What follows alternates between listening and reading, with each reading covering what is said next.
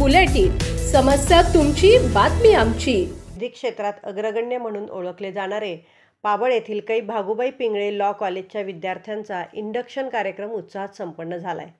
कार्यक्रमाच्या अध्यक्षस्थानी संस्थेचे अध्यक्ष ND पिंगळे होते, तर प्रमुख पाहुणे म्हणून advocate Reshma Chaudhari madam, advocate Sandeep Gule, sarpanch Sopanrao Jadhav, संस्थेचे विश्वस्त संदेश टिळेकर, प्राध्यापक मीरा जानराव मॅडम, प्राध्यापक नीलम शेवकरी मॅडम, प्राध्यापक बालघरे मॅडम इत्यादी मान्यवर उपस्थित होते।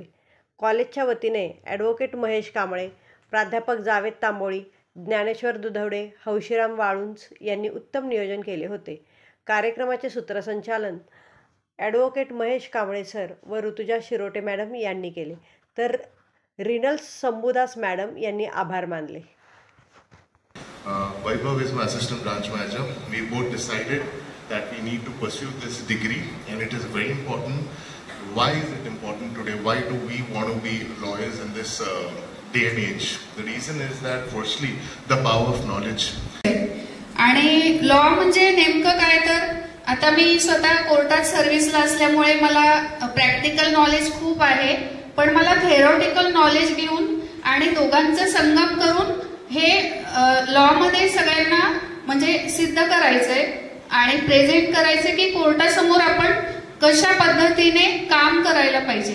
हे मी सगळं आता अनुभवते, पण माझ्याकडे आज डिग्री नाहीये किंवा मला सेक्शन्स म्हणजे बऱ्यापैकी माहिती आहे, पण माझ्याकडे डिग्री नसल्यामुळे मी स्वतःला तिथे प्रेझेंट करू शकत नाहीये। त्यामुळे मग मी हा लॉ करण्याचा निर्णय घेतला। मुलगा आणि मित्र परिवारांची चर्चा, करिअर नावाची चिडिया काय असते आम्हाला माहिती नसतं गावाकडे। मग कोणीतरी काहीतरी सांगतो, अरे वा तुला छान पर्सेंटेज मिळाले, मग काय ठरवलंयस, ते काय असतं माहिती नाही। मग with regard to the system is that there are two problems in education system. One is education and other is system. What we get educated, that is not applied to the courts of law.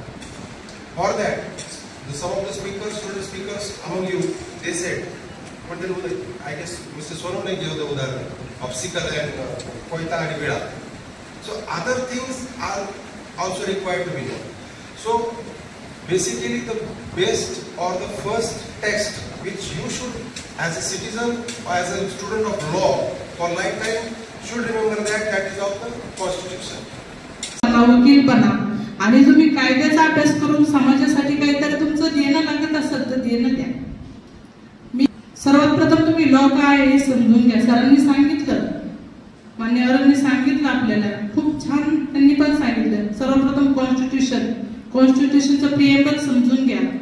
जुन्या ह्याच्यात जर स्वातंत्र्यपूर्वचा जर तुम्ही काळ बघितला, पहिले कायदा मंत्री डॉक्टर बाबासाहेब आंबेडकर हे त्या ठिकाणी वकील होते, डॉक्टर राजेंद्र प्रसाद, आत्ताचं उदाहरण केलं तर रामनाथ कोविंद अगोदरचे राष्ट्रपती, आत्ताचे मुख्यमंत्री देवेंद्र फडणवीस साहेब, बॅरिस्टर गोविंदराव आदिम, RR पाटील, कितीतरी उदाहरणं त्या ठिकाणी दाखवता येतील।